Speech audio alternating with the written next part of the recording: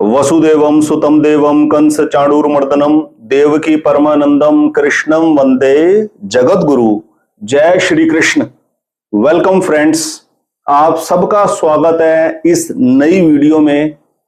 Video का title है तारा मंडल में दूसरा नक्षत्र भरणी नक्षत्र के तीसरे चरण में जन्मे जातक का nature, behaviour, tendency of mindset कैसा होगा, इस विषय के ऊपर चर्चा करेंगे। वीडियो शुरू करने से पहले आपको फिर एक बार बता दूं, आदमी के जीवन में ज्योतिष का, एस्ट्रोलॉजी का मात्र इतना सा यूज है, सिर्फ इतना सा। हम अपना nature, behaviour, tendency of mindset समझ जाए और किसी प्रकार से यदि सामने वाले का भी समझ जाए जिसके साथ हम एसोसिएट होने जा रहे हैं या एसोसिएट होंगे या एसोसिएट ऑलरेडी हैं, तो उसके हिसाब से हम कैसे अपने आप को अलाइन करें, उसमें काफी हद तक सफलता प्राप्त हो जाती है। बस केवल और केवल इतना ही इस्तेमाल है एस्ट्रोलॉजी का। करोड़पति जब बनना है वो तो बन ही जाएंगे। कोई राहु की महादशा में बन जाएगा, कोई केतु की महादशा में बन जाएगा, कोई मंगल की महादशा में बनेगा, कोई सूर्य की महादशा के अंदर बनेगा। कहां की लॉर्डशिप है, कैसे पास्ट कर्म लेकर आए हैं। आज की इस वीडियो में मैं आपको बहुत ही कम शब्दों में क्रक्स डिलीवर करूंगा। दूसरा नक्षत्र भरणी नक्षत्र के तीसरे चरण में जन्मे जातक का क्या नेचर होता है। दो चरण मैं पहले ही कवर कर चुका हूं।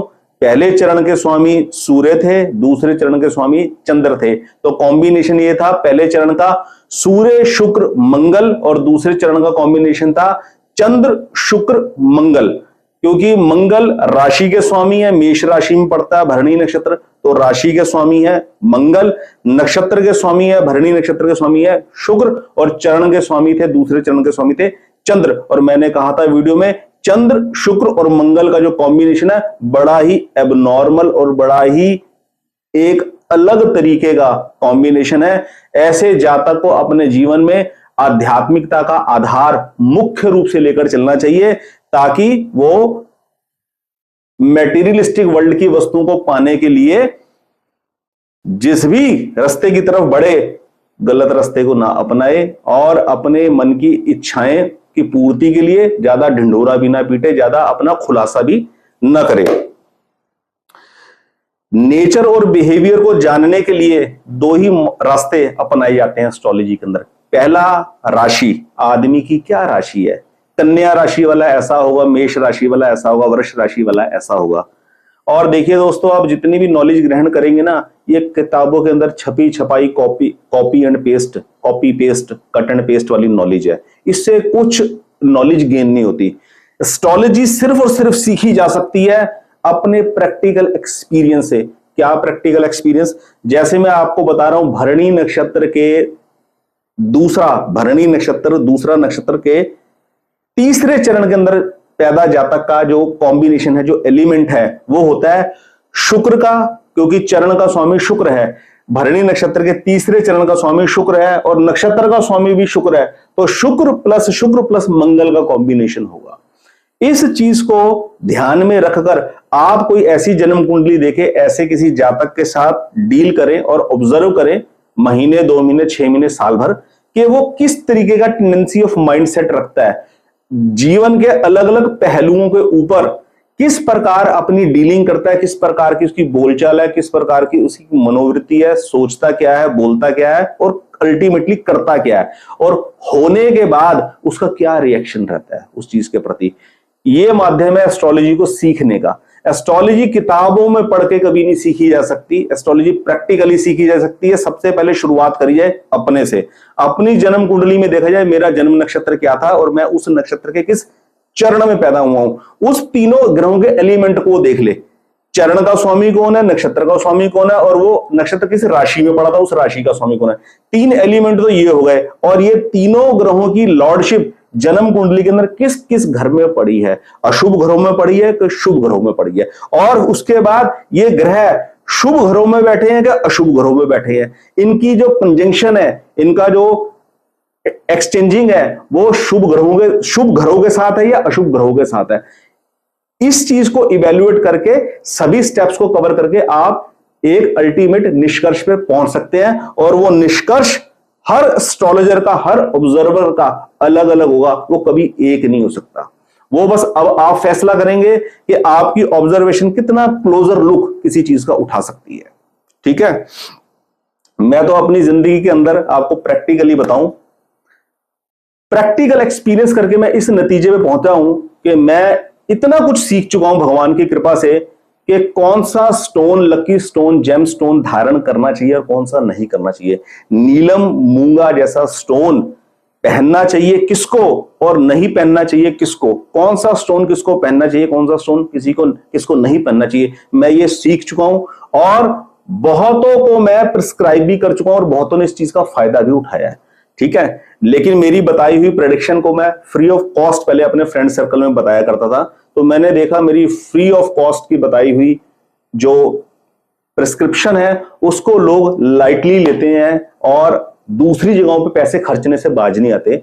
इसी वजह से मैंने अपना एक पेड चैनल स्टार्ट किया है। ये चैनल फ्री ऑफ कॉस्ट है जिसके ऊपर मैं टिप्स डिलीवर करता हूं, लेकिन कंसल्टेशन पेड देता हूं, फ्री ऑफ कॉस्ट कंसल्टेंसी नहीं देता। किसी को कंसल्टेशन चाहिए, मार्गदर्शन चाहिए जीवन में, वो मेरे से पेड कंसल्टेंसी ले सकता है। चलिए वीडियो की शुरुआत करते हैं। भरणी नक्षत्र दूसरा नक्षत्र है और तीसरे चरण का स्वामी शुक्र है। कॉम्बिनेशन होगा, जातक के अंदर एलिमेंट होगा कूट कूट के भरा हुआ शुक्र प्लस मंगल। चरण का स्वामी शुक्र है, शुक्र का तत्व होगा, नक्षत्र का स्वामी शुक्र है, शुक्र का तत्व होगा, मंगल राशि का स्वामी है, तो शुक्र मंगल का कॉम्बिनेशन होगा। ऐसा जातक अपनी डिजायर्ड को फुलफिल करने के लिए जीवन में किसी भी हद तक जा सकता है। He can become so cunning to achieve his her target।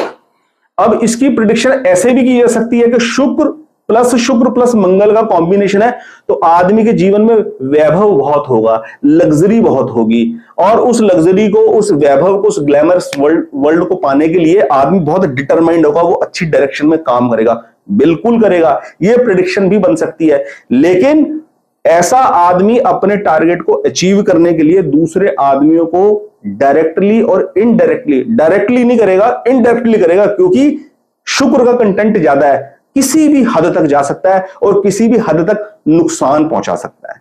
तो यदि अपने सर्कल में ऐसा कोई आदमी हो तो उसको पोलाइटली आराम से गाइड किया जा सकता है। और यदि आपको किसी अनजान आदमी के साथ आप डील कर रहे हैं और आप उसके साथ किसी प्रकार की कोई एसोसिएशन डेवलप करने जा रहे हैं, तो आप ओपनली उससे कह सकते हैं कि भैया एसोसिएट होने से पहले हम हॉरोस्कोप मैच करवाएंगे, और अगर मेरे हॉरोस्कोप मैचिंग में अगर आप पाते हैं कि भरणी नक्षत्र के अंदर जातक जन्म लिया हुआ है, तो पहले, दूसरे, तीसरे और चौथे चरण के अकॉर्डिंगली जो प्रेडिक्शन आप जानते हैं, सीख रहे हैं इस वीडियो के थ्रू, आप उसको देख सकते हैं, आप उसके बारे में क्रॉस क्वेश्चनिंग कर सकते हैं, या उसकी बीती हुई जिंदगी के बारे में कुछ जानकर, आप जानते ही होंगे, उसके बारे में आप एक निष्कर्ष तक पहुंच सकते हैं कि मुझे इस आदमी के साथ एसोसिएट होना चाहिए कि नहीं होना चाहिए, होना चाहिए तो किस हद तक होना चाहिए।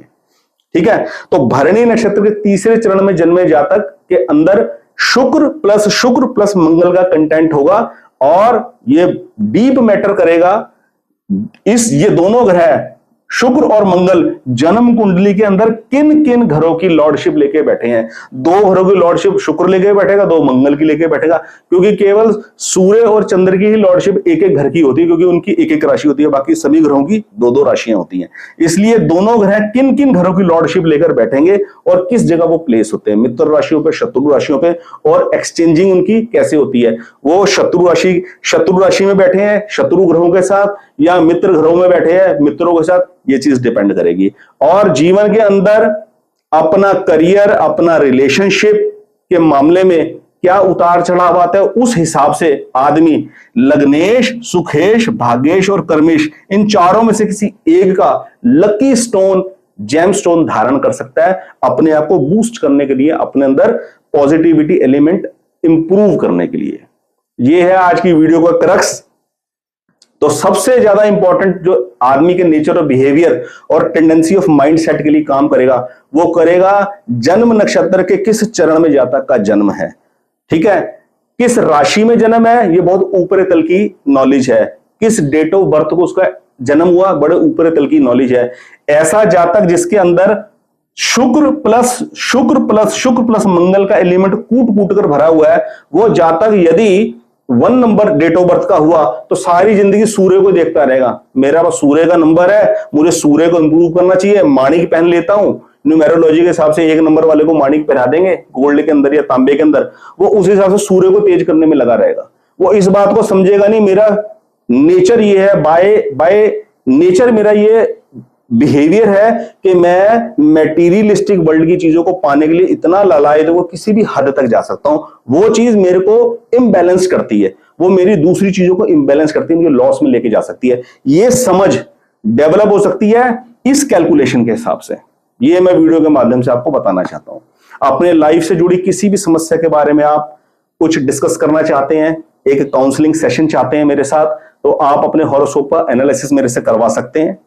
वर्क प्लेस के ऊपर कोई प्रॉब्लम है, स्कूल कॉलेज गोइंग स्टूडेंट्स को कोई प्रॉब्लम है, कोई स्टडी से रिलेटेड कोई काउंसलिंग लेना चाहते हैं, abroad migration, permanent settlement, visa, litigation, any type of association, marriage से पहले और मैरिज के बाद किसी भी प्रकार के लाइफ के रिलेटेड किसी भी टॉपिक के ऊपर यदि आप कोई कंसल्टेशन, कोई एडवाइस, कोई सजेशन चाहते हैं, आप एस्ट्रोलॉजी गाइड 1 इस चैनल से मेरे से कंसल्टेशन ले सकते हैं। डिस्क्रिप्शन में मैंने अपना नंबर मेंशन किया हुआ है। बहुत बहुत धन्यवाद। आज की इस वीडियो में इतना ही। जय श्री कृष्ण।